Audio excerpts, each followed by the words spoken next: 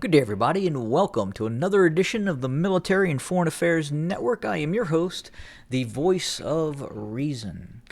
Today, we are continuing our coverage of the ongoing civil war inside of the former state of Ethiopia. And today, we're going to look at the likelihood of Abiy Ahmed being removed from power.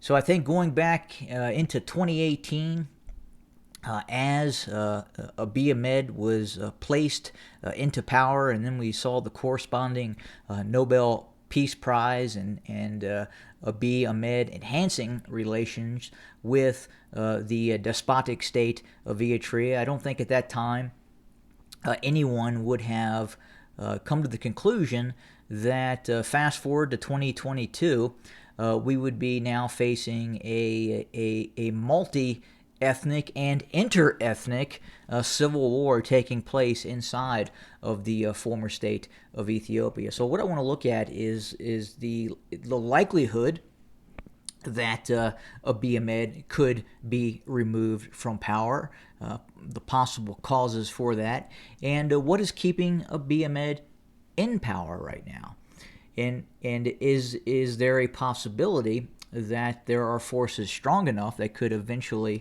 remove him from power, be it by a general uprising or a coup d'état? Well, we can tell you that the forces keeping him in power right now are fairly significant. Abiy Ahmed has done a fairly good job of increasing his protection level by creating a Republican Guard, a Praetorian Guard, a force designed to protect his regime. And at the same time, he still is very, very close to the other security elements within the former state of Ethiopia. That is the ENDF, the Ethiopian National Defense Forces, that have been expanding as these series of wars and conflict continue to increase in Ethiopia. Obviously has the National Intelligence Services, the federal police forces, and again, he's very, very close to these bodies of power that would keep him in power.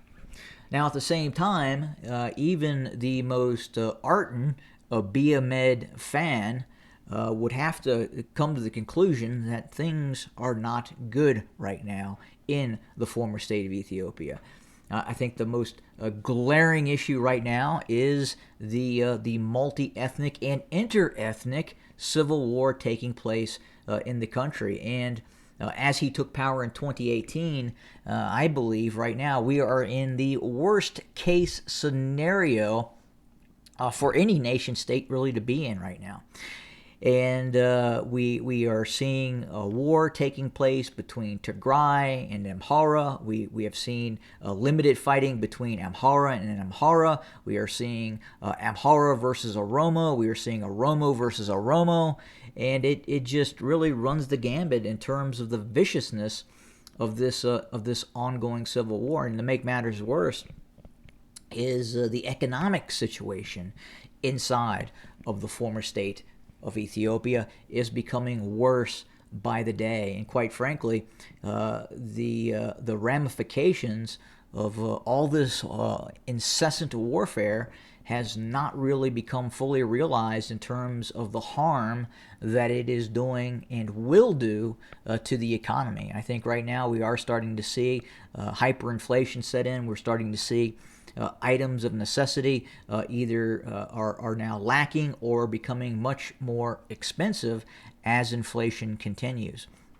But that is just the tip of the iceberg. If we fast forward a year from now, if Abiy Ahmed is in power and the continued incessant warfare continues, quite frankly sponsored by both Abiy Ahmed and Isaias Afwerki of Eritrea, we can expect that the Ethiopian economy will look many, many times worse than it even looks now. So what is the likelihood that a member of the military, or in fact, we could see a general uprising inside of, say, Addis Ababa against Abiy Ahmed. And I think both are could be probable at this point. I believe that as the situation becomes more and more dire within the confines of the city-state that is Addis Ababa, obviously individuals inside of Addis Ababa live a bit different of a life in terms of quality of life than, say, you're a Romo villager living 100 miles to the west of the capital. So quite a bit different, but at the same time, as conditions continue to get worse, and the idea of an alternative to Abiy Ahmed starts to resonate in Addis Ababa, then quite possibly you could see some sort of mass uprising, mass demonstration that would possibly remove him from power. Now, that is going to be very difficult because he controls a vast array of security forces that protect his regime. So the likelihood of a mass uprising, removing him from power, I would say, is less of a scenario than some sort of military coup d'etat. And as Abiy Ahmed has had to expand the armed forces, you're going to see some of these generals that in the ENDF continue to have vast sums of power themselves. So is it possible that a general within the ENDF could step up to remove Abiy Ahmed from power? Again, that is also going to be a difficult proposition as well, because that general obviously would have to engage in the Republican Guard in direct and open fighting in the capital. And not only that, you have the actual intelligence services that Abiy Ahmed continues to keep close, and other regional assets as well that may be loyal to him as well. So either way, coup d'état or an all-out civil rebellion in Addis Ababa, I would say, is unlikely, but not impossible, especially as the economic situation continues to exacerbate itself, continues to increase and get worse and worse and worse. Look, hungry people can do some amazing things, especially if they become very, very unhappy and they see Abiy Ahmed as the reason they are hungry and their quality of life continues to decrease.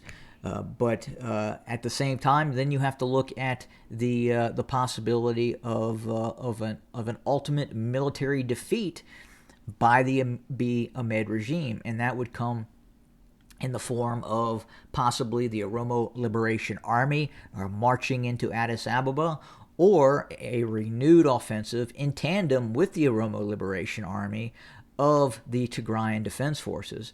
We do know that in the major counteroffensive by the Tigrayan Defense Forces, which saw tens of thousands of TDF troops just to the northeast of the capital, Addis Ababa, operating near Shia Robot and Debre Burhan and Debre Sena, we do know that arrangements were being made within the power base in Addis Ababa, also known as Finfinne, of those folks attempting to quite possibly prepare to leave the country. We saw the transfer of some wealth and contingency planning underway, in which the top-level members of the Prosperity Party and quite possibly Abiy Ahmed himself were looking at quite possibly leaving the country. So if he is going to be removed from power, 1, a general uprising; 2, coup d'etat; 3, quite possibly an open military defeat by the OLA in conjunction with the Tigrayan Defense Forces. I believe it's going to be relatively difficult, but not impossible, for the OLA to do it on its own. Again, as the economy continues to worsen and more individuals flock to the opposition or flock over to the Oromo Liberation Army, I would say that will make the OLA that much more stronger and make Abiy Ahmed's position much more precarious. But even the most ardent Abiy Ahmed supporter back in 2018, or even back just a year ago, who I was having conversations with about Abiy Ahmed, and now many of those perceptions have changed about Abiy Ahmed. Many of those individuals who supported Abiy Ahmed now realize the worst case scenario has in fact occurred, and quite frankly, nothing looks to correct itself going forward, and the situation continues to get worse and worse and worse. And then obviously you do have one major issue in terms of removing Abiy Ahmed from power, and that is Isaias Afwerki to the north in Eritrea. What kind of resources is the Eritrean regime, what will they spend to keep Abiy Ahmed in power? And I think that ultimately that is going to be something that also has to be looked at as well, as Isaias Afwerki is probably more apt to do everything he can to keep Abiy Ahmed in power, as opposed to having him removed from power at some point. But this civil war continues. The economic situation continues to be incredibly dire, and quite frankly, is probably going to get many times worse before it gets better. That's what we have for today. We'll continue to monitor and report with new content. Have a good day. Thanks for joining us.